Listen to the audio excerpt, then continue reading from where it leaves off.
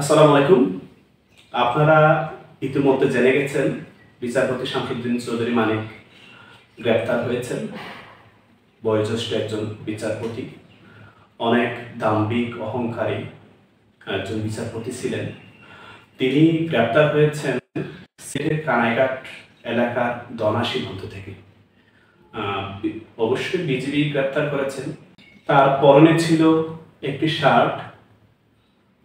এই শার্টটি সাধারণত 14-15 বছরের থেকে শুরু করে সাধারণত 20-22 বছর এই বয়সের কিশোররাই পরে থাকে। সেই কিশোরদের একটি শার্ট তিনি পরনে ছিলেন এবং পরনে ছিলেন একটি ময়লা ভেজা প্যান্ট। হয়তো তিনি যে পথ পাড়ি দিয়ে ভারতে ঢুকতে চেয়েছিলেন সেই পথটা অতটা মসৃণ ছিল না। অনেক চড়-চাপটা গেছে তার উপর, অনেক নদী কিংবা খাল বিল পাহাড়ি পথ পেরিয়ে তাকে যেতে হয়েছে, যে কারণে তার প্যান্টের অবস্থা খুব একটা ভালো ছিল না। আমরা দেখেছি তাকে যখন বিজিবি যখন গ্রেপ্তার করে তাকে বিভিন্ন প্রশ্ন করে, সেখানে তিনি তার প্রশ্নের উত্তর দেন। তাকে প্রশ্ন করা হয় তিনি কে, তিনি তার নাম বলে, দুঃখিত, তাকে প্রশ্ন করা হয় তার বাড়ি কোথায়, তিনি সরাসরি বলে দেন মুন্সিগঞ্জ। তার নাম কি জানতে চাইলে তিনি বলেন আমার নাম বিচারপতি শামসুদ্দিন চৌধুরী মানিক, এবং তিনি তার বাবার নামও বলেন।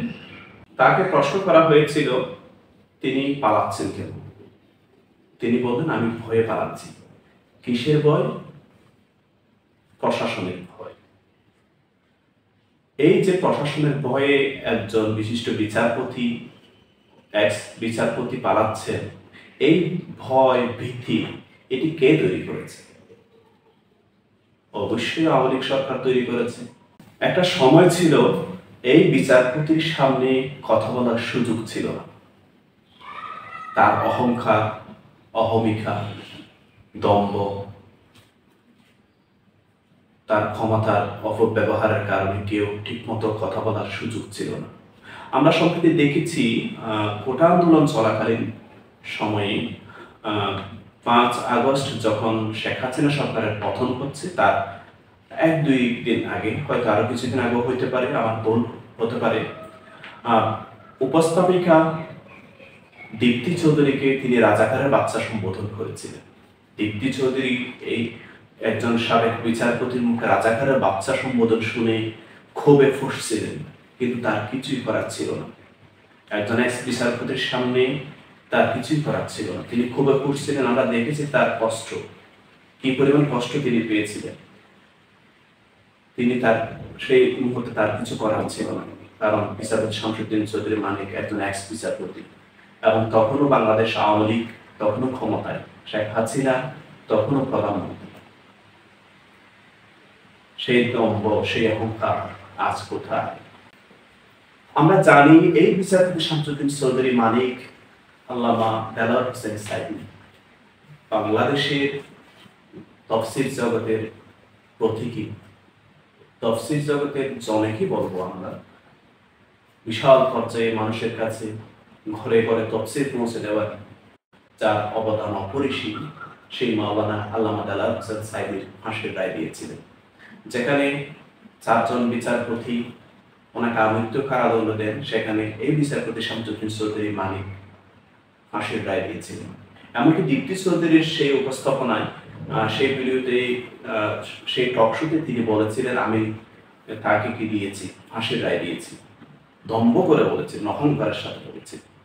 কিন্তু এর পূর্বে বিএনপির একজন রাজনীতিবিদ, তিনি অবশ্য আগে আওয়ামী লীগ ছিলেন, গোলাম মোল্লা রনি, টক শোতেও তিনি এই একই কথায় বলেছেন আমি তাকে ফাঁসির রায় দিয়েছি। অথচ তিনি জানতেন আল্লামা দেলোয়ার হোসেন সাঈদী নির্দোষ ছিলেন। দেলোয়ার হোসেন সাঈদীর অপোজিটে যে সাক্ষীকে সরকার পক্ষ হাজির করেছিল সুখরঞ্জন বালী, সেই সুখরঞ্জন বালী সাক্ষী দিতে এসে আল্লামার পক্ষে দাঁড়িয়ে যান, যার ফলশ্রুতিতে কি হয়েছে আমরা সবাই জানি। সুখরঞ্জন বালীকে জেলকে আদালত প্রাঙ্গণ থেকে গুম করে নিয়ে যায়। দীর্ঘদিন পরে সুখরঞ্জন বালী আবার বাংলাদেশে ফিরে আসে। ইতিপূর্বে আমরা দেখেছি আল্লামা দেলোয়ার হোসেন সাঈদীর মৃত্যুর সময় সুখরঞ্জন বাড়ি মৃত্যুতে এসেছে, দেলোয়ার হোসেন সাঈদীর জন্য শোক প্রকাশ করেছে এবং তিনি সেখানেও বলছেন তাকে জোর করে সাক্ষী দিতে নিয়ে যাওয়া হয়। আমরা তো দেখেছি দেলোয়ার হোসেন সাঈদী যে নির্দোষ ছিলেন এই কথাটা বিচারপতি শামসুদ্দিন মানিক জানতেন, তবুও তিনি ফ্যাসিস্ট আওয়ামী লীগ সরকারকে শক্তিশালী করার জন্য, আওয়ামী ইচ্ছা চরিতার্থ করার জন্য এবং আওয়ামী লীগ থেকে সুবিধা ভোগের জন্য আল্লামাকে তিনি ফাঁসির রায় দিয়েছিলেন। আল্লামার হায়াতি জিন্দিগিতে তিনি বারবার চেয়েছেন শাহাদা, আল্লাহর কাছে বারবার শহীদ মৃত্যু চেয়েছেন, আল্লাহ তাকে কবুল করেছেন। হয়তো ফাঁসির মাধ্যমে হয় নাই, অন্য কোনোভাবে হয়েছে। আমি আরেকটা ভিডিওতে তার মৃত্যু নিয়ে বলবো যদি সময় হয়। এই বিচারপতি শামসুদ্দিন চৌধুরী মানিক যে সুবিধা সরকারের কাছ থেকে পেয়েছে, এতদিন যে দম্ভ অহংকারের সাথে চলেছে, সেই দম্ভ অহংকার মাটির সাথে মিশে গেছে।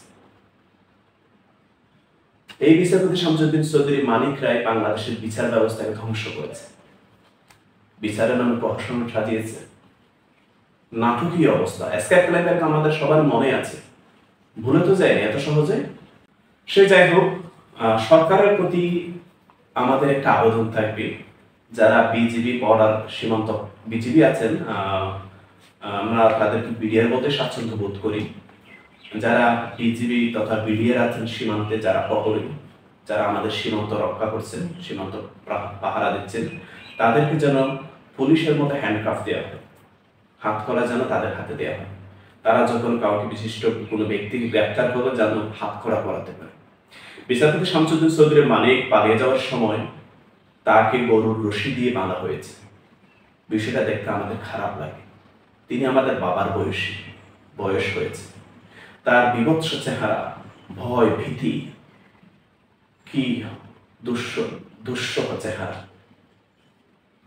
কি অসহায় চেহারা, এটা দেখে আমাদের খারাপ লাগে। তাকে যখন রশি দিয়ে বিস্মোড়া করে বাঁধানো হয়, এটা আমাদের খারাপ লাগে। সরকারকে অনুরোধ করব তা বিজিবিকে যেন হাত করা দেওয়া হয়, অন্তত কিছুটা সম্মান রক্ষা হয়।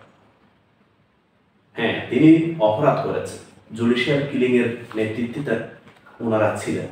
শুধু বিচারপতি শামসুদ্দিন চৌধুরী মানিক নয়, তার সাথে আরো অনেকে ছিলেন, আইনমন্ত্রী ছিলেন, অ্যাটর্নি জেনারেল ছিলেন।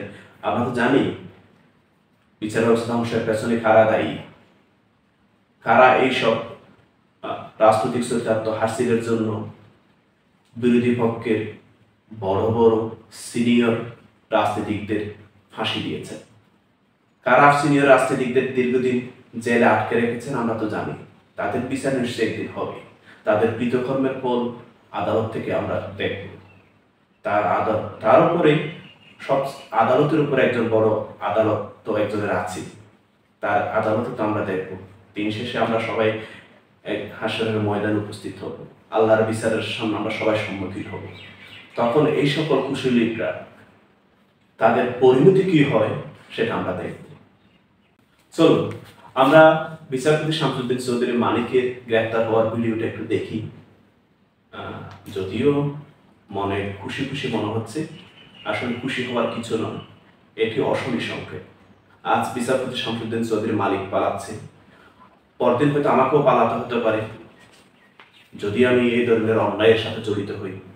ভবিষ্যতে আরো অনেক বিচারককে হয়তো পালাতে হবে, যারা সরকারের ইচ্ছাকে বাস্তবায়ন করতে গিয়ে বিচার ব্যবস্থা ধ্বংস করবে, আইন থেকে সরে যাবে। আইনের নামে, নিয়মের নামে যারা অনিয়ম করবে, অন্যায় করবে, তাদেরকে এইভাবে বিচারপতি শামসুদ্দিনের পরিণতি ভোগ করতে হবে, তাদেরকেও এভাবে পালাতে হবে। আসুন আমরা ভিডিওটা দেখি এবং নিজেকে সংশোধনের জন্য মনে মনে প্রতিজ্ঞা নিই। ভিডিওটা দেখি।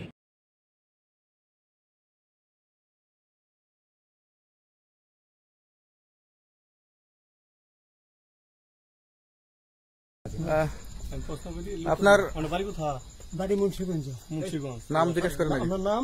আমার নাম বিচারপতি শামসুদ্দিন চৌধুরী মানিক। বিচারপতি শামসুদ্দিন মানিক। মানিক কে? হাইকোর্টের যিনি কয়েকদিন আগে একটা উপস্থাপন করছো চ্যানেল আইছি। সেই মানিক কে? চ্যানেল আইতে? হ্যাঁ হ্যাঁ। সেই মানিক নাম হলো বিচারপতি মানিক, বাড়ি মুন্সিগঞ্জ। আপনার পিতার নাম? পিতার নাম মরহুম আব্দুল হাকিম চৌধুরী। আব্দুল হাকিম চৌধুরী। গুড। জি। আপনি ইন্ডিয়া পালাইতেছেন কেন বলেন? ভয়ে পালাইতেছি। কার বইয়ে? আর প্রশাসনের ভয়ে প্রশাসনের বইয়ে ওই একটা মেয়ে যে বলছিলেন যে ইয়ের বাচ্চা এটা- দীপ্তি চৌধুরী। ওইটা আমি খবর চাইছি। এই আমি বলি আপনাকে, আমি এই যে দেখাচ্ছি, আমি হ্যাঁ। এই রোগী। কিসের আমি তো কত রুগী নেই মিডিয়াতে তো খুব সুন্দর আচ্ছা আচ্ছা শোনেন শাহিন সাহেব, একটু স্লো।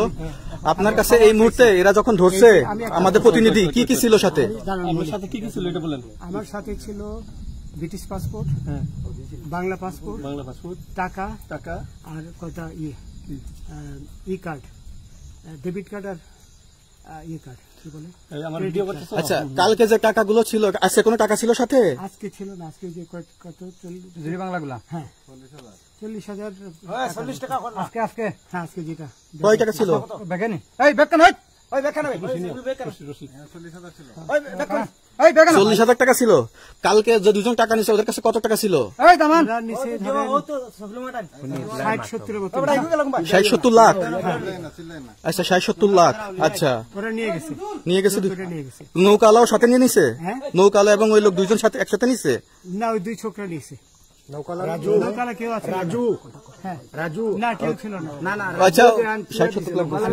হ্যাঁ, ওনাদের ফোন নাম্বার আছে আপনার কাছে? জানা দিছে? কিছু নাই, আমার ফোন নাম্বার সব নিয়ে গেছে। আমরা তো বিচারপতি খালি কাউন্টার দিবেন না, যদি সত্য কথাটা বলেন। আপনি কত টাকা কন্ট্যাক্টে আসছেন? আমি 15,000 টাকা ওদের বলছিলাম, ওইটা আমি দিছি, কিন্তু পরে এই দুই ছেলে আমার মাইরা ধইরা সব টাকা নিয়ে গেছে। এই মাইকটা কোন জায়গায় মারছে ভাইয়া? বর্ডারে আনিয়া মারছে না না, ভিতরে, তারের ভিতরে, ইন্ডিয়ার ভিতরে? ইন্ডিয়ার ভিতরে। আমরা তো ইয়ের নামে আমাদের বাংলাদেশের অনেকের নামে আমরা অনেক অন্যায় করছেন, জুলুম করছেন, এটা সঠিক? আমি জুলুম করি নাই, আমি আপনি- বিচার করছি না। আচ্ছা, এগুলো আইন আইন আইন প্রক্রিয়ায় চলবে, এগুলো আমরা কিছু কথা বলতে পারি না। চলেন ভাই, বিচারপতি হিসাবে যেগুলো রায় দেওয়া দিছি। আচ্ছা, এদিকে রশিদ বাকি যা জিজ্ঞাসা করার আমাদের ঊর্ধ্বতন জিজ্ঞাসা করবে, আমরা যাই এখন। রশিদ কোথায়? রশিদ